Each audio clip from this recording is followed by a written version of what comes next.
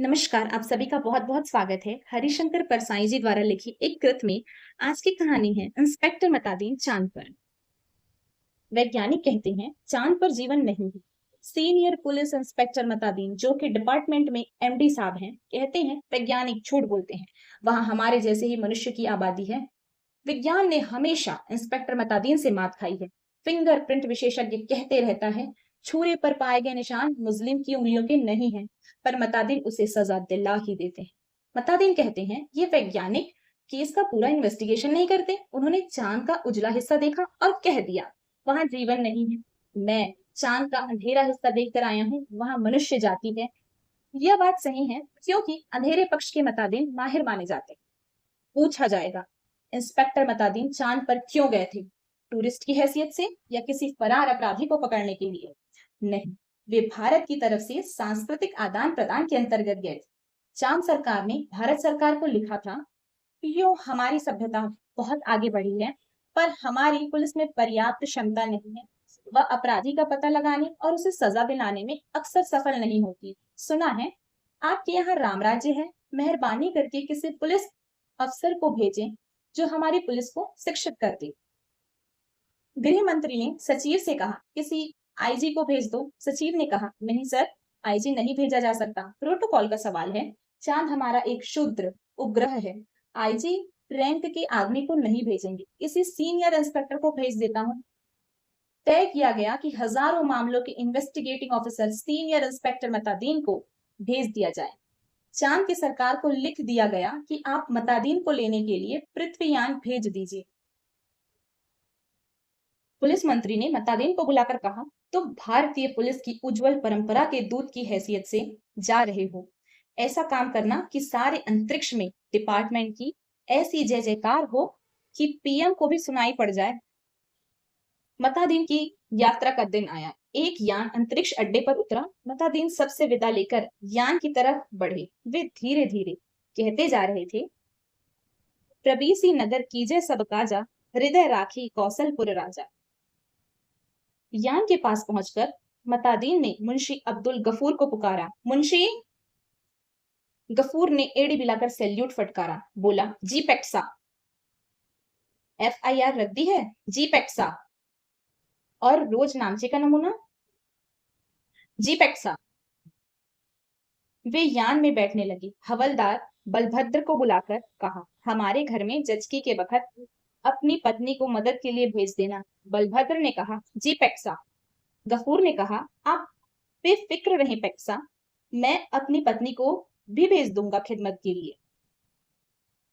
मतादीन ने चांद के चालक से पूछा ड्राइविंग लाइसेंस है?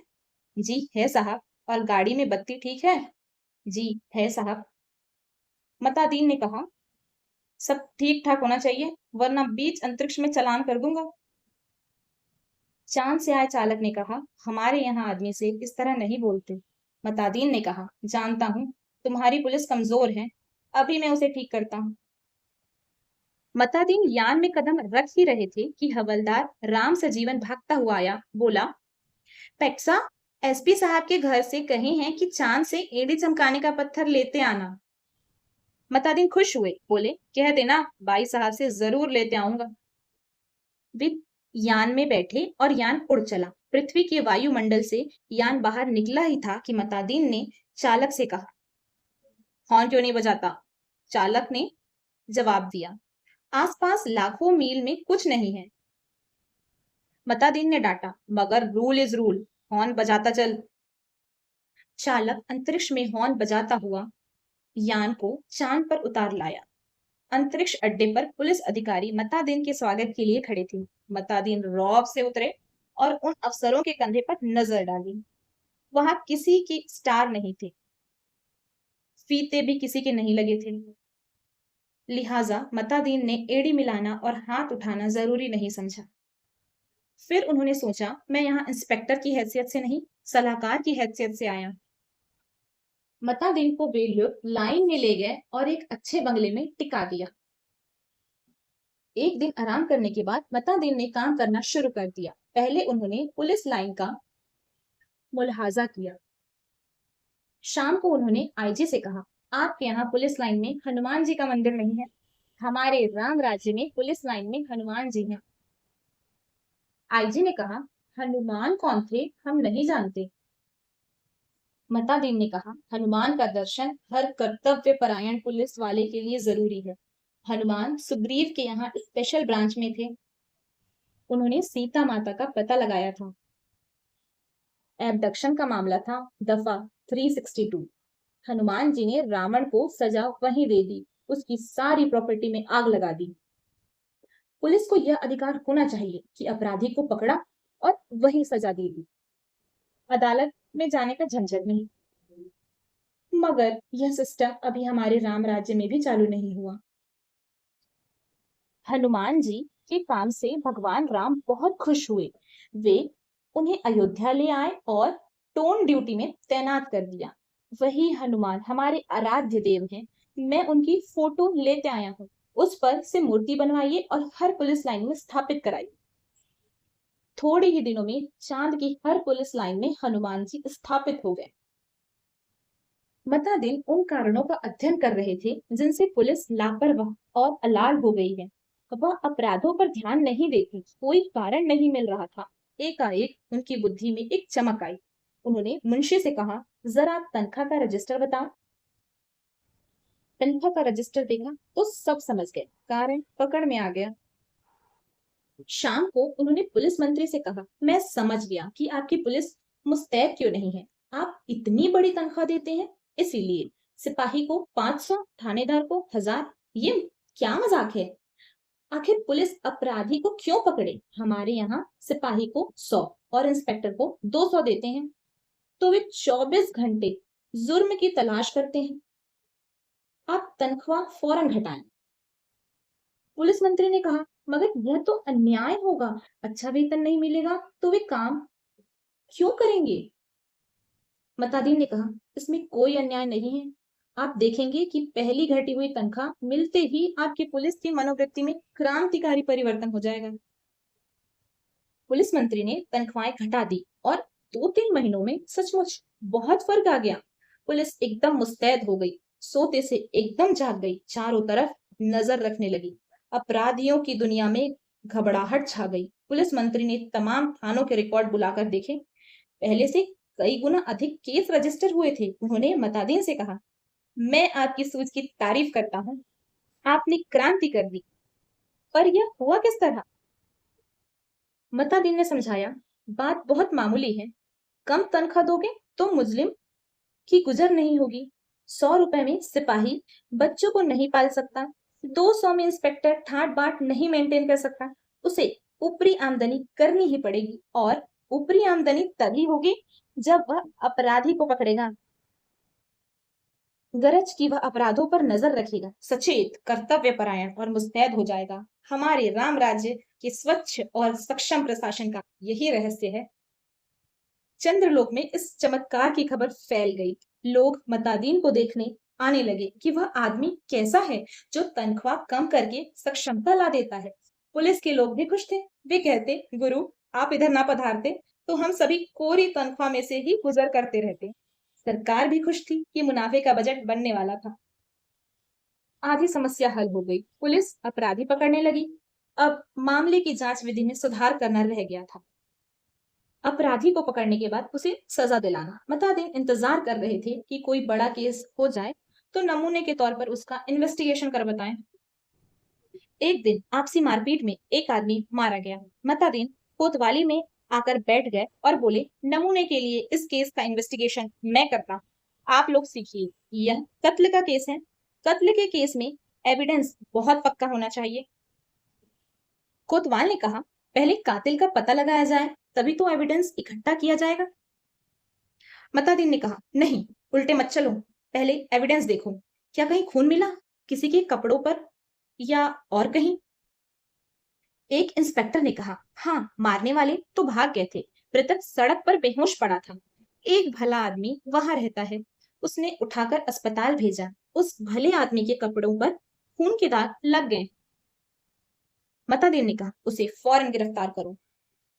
कोतवाल ने कहा, मगर उसने तो मरते हुए आदमी की मदद की थी। मतादीन ने कहा, वह सब ठीक है, पर तुम खून के दाग ढूंढने और कहां जाओगे? जो एविडेंस मिल रहा है उसे तो कब्जे में करो। वह भला आदमी पकड़कर बुलवा लिया गया। उसने कहा, मैंने तो मरते आदमी को अस्पताल भिजवाया था, मेरा क्या कसूर है। चांद की पुलिस उसकी बात से एकदम प्रभावित हुई। मतादीन प्रभावित नहीं हुए। सारा पुलिस महकमा उत्सुक था कि अब मतादीन क्या तर्क निकालते हैं। मतादीन ने उससे कहा, पर तुम झगड़े की जगह गए क्यों? उसने जवाब दिया, मैं झगड़े की जगह नहीं गया, मेरा वहां मकान है, झगड़ा मेरे मकान के सामने हुआ। अब फिर मतादीन की प्रतिभा की परीक्षा। सारा महकमा उत्सुक देख रहा था।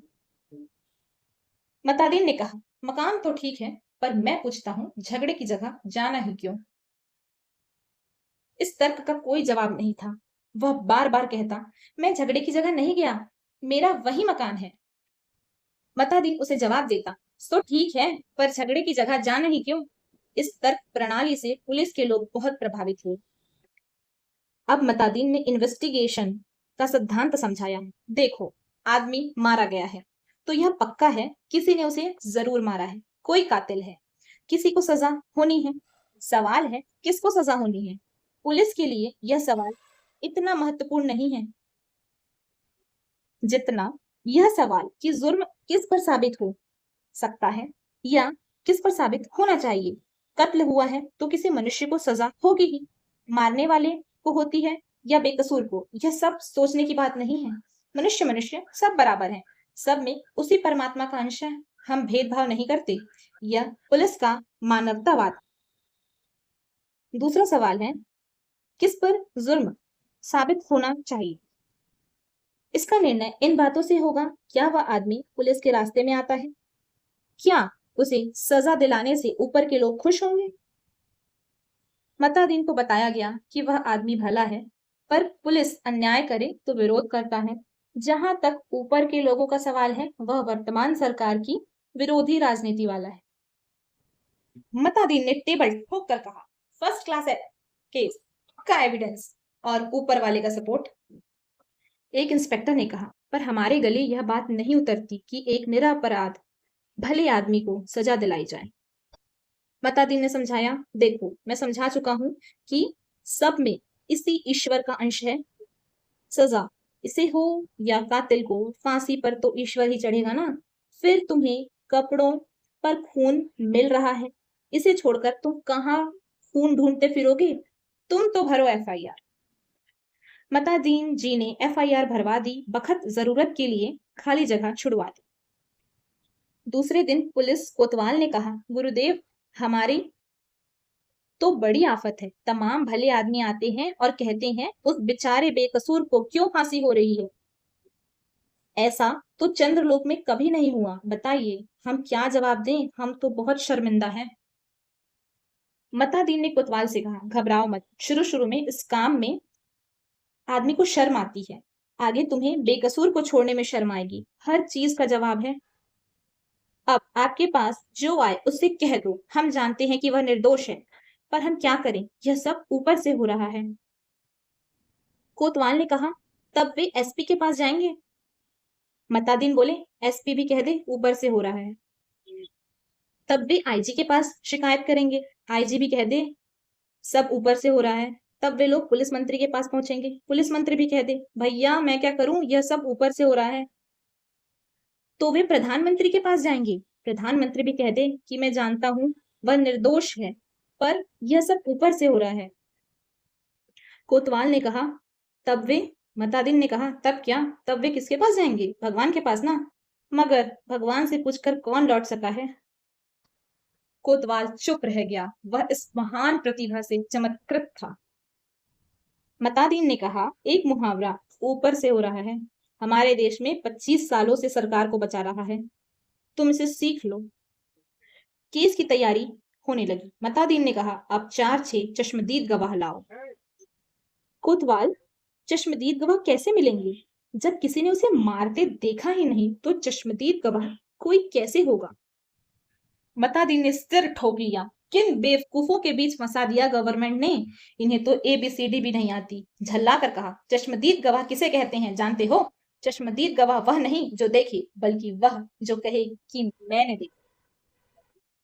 कोतवाल ने कहा, ऐसा कोई क्यों कहेगा? मतादीन ने कहा, कहेगा, समझ में नहीं आता कैसे डिपार्टमेंट चलाते हो। अरे चश्मदीद गवाहों की लिस्ट पुलिस के पास पहले से रहती है, जहां जरूरत हुई उन्हें चश्मदीद बना दिया। हमारे यहाँ ऐसे आदमी हैं जो साल में 300-400 वारदातों के चश्मदीद गवाह होते हैं। हमारी अदालतें भी मान लेती है कि इस आदमी में कोई दैवी शक्ति है, जिससे जान लेता है कि अमुक जगह वारदात होने वाली है और वहां पहले से पहुंच जाता है। मैं तुम्हें चश्मदीद गवाह बनाकर देता हूँ। 8-10 उठाई गिरोह को बुलाओ, जो चोरी, मारपीट, गुंडागर्दी करते, जुआ खेलते हों या शराब उतारते हों। दूसरे दिन 8-10 नवरत्न कोतवाली में हाजिर थे। उन्हें देखकर मतादीन गदगद हो गए। बहुत दिन हो गए थे ऐसे लोगों को देखे, बड़ा सूना सूना लग रहा था। मतादीन का प्रेम उमड़ पड़ा। उनसे कहा, तुम लोगों ने उस आदमी को लाठी से मारते देखा था ना? वे बोले, नहीं साहब, हम वहां थे ही नहीं। मतादीन जानते थे यह पहला मौका है। फिर उन्होंने कहा, वहां नहीं थे यह मैंने माना, पर लाठी मारते देखा तो था। उन लोगों को लगा कि यह पागल आदमी है, तभी ऐसी उटपटांग बात करता है। वे हंसने लगे। मतादीन ने कहा, हंसो मत, जवाब दो। वे बोले, जब थे ही नहीं तो कैसे देखा?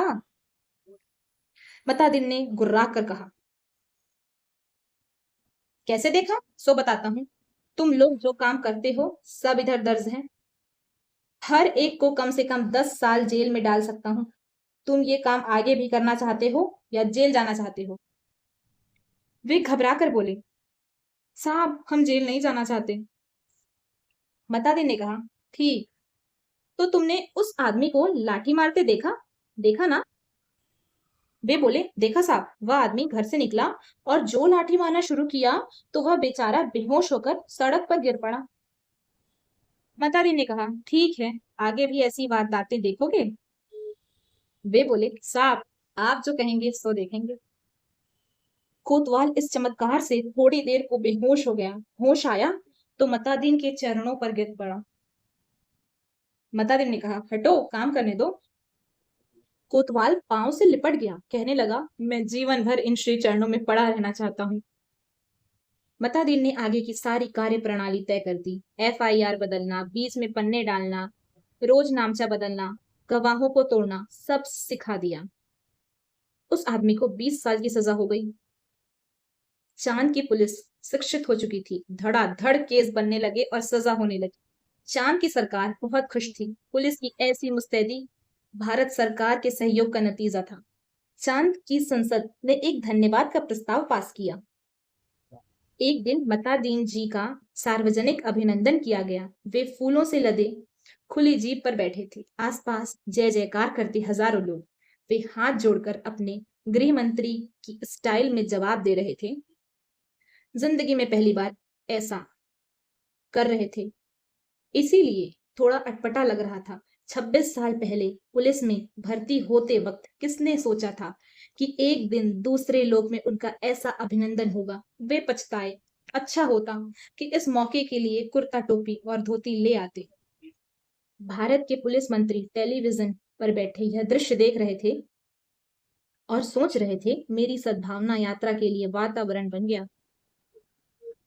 कुछ महीने निकल गए। एक दिन चांद की संसद का विशेष अधिवेशन बुलाया गया। बहुत तूफान खड़ा हुआ। गुप्त अधिवेशन था, इसलिए रिपोर्ट प्रकाशित नहीं हुई, पर संसद की दीवारों से टकराकर कुछ शब्द बाहर आए। सदस्य गुस्से से चिल्ला रहे थे, कोई बीमार बाप का इलाज नहीं कराता, कोई डूबते बच्चे को नहीं बचाता, जलते मकान की आग कोई नहीं बुझाता, आदमी जानवर से बदतर हो गया है, सरकार फौरन इस्तीफा दे। दूसरे दिन चांद के प्रधानमंत्री ने मतादीन को बुलाया। मतादीन ने कहा, वे एकदम बूढ़े हो गए थे। लगा ये कई रात सोए नहीं। रुआंसू होकर प्रधानमंत्री ने कहा, मतादीन, हम आपके और भारत सरकार के बहुत आभारी हैं। अब आप कल देश वापस लौट जाइए। मतादीन ने कहा, मैं तो टर्म खत्म करके ही जाऊंगा। प्रधानमंत्री ने कहा, आप बाकी टर्म का वेतन ले जाइए, डबल ले जाइए, ट्रिपल ले जाइए।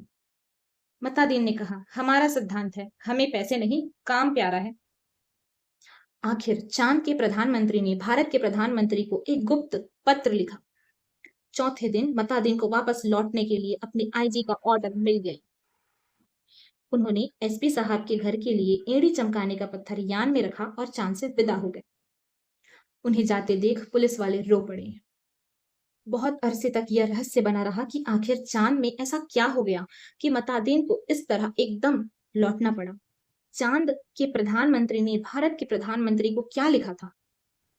एक दिन वह पत्र खुल ही गया। उसमें लिखा था, इंस्पेक्टर मतादीन की सेवाएं हमें प्रदान करने के लिए अनेक धन्यवाद, पर अब आप उन्हें फौरन बुला लें। हम भारत को मित्र देश समझते थे, पर आपने हमारे साथ शत्रुवत व्यवहार किया। हम भोले लोगों से आपने विश्वासघात किया। आपके मतादीन ने हमारी पुलिस को जैसा कर दिया है, उसके नतीजे ये हुए हैं। कोई आदमी किसी मरते हुए आदमी के पास नहीं जाता, इस डर से कि वह कत्ल के मामले में फंसा दिया जाएगा। बेटा बीमार बाप की सेवा नहीं करता, वह डरता है बाप मर गया तो उस पर हत्या का आरोप नहीं लगा दिया जाए। घर जलते रहते हैं और कोई बुझाने नहीं जाता, डरता है कि कहीं उस पर आग लगाने का जुल्म कायम ना कर दिया जाए। बच्चे नदी में डूबते रहते हैं और कोई उन्हें नहीं बचाता, इस डर से कि उस पर बच्चों को डुबाने का आरोप ना लग जाए। सारे मानवीय संबंध समाप्त हो रहे हैं। मतादीन जी ने हमारी आधी संस्कृति नष्ट कर दी है। अगर वे यहाँ रहे तो पूरी संस्कृति नष्ट कर देंगे। उन्हें फौरन राम राज्य में बुला लिया जाए। धन्यवाद। अगर आपको यह कहानी पसंद आई तो प्लीज इसे लाइक, शेयर एंड सब्सक्राइब करें।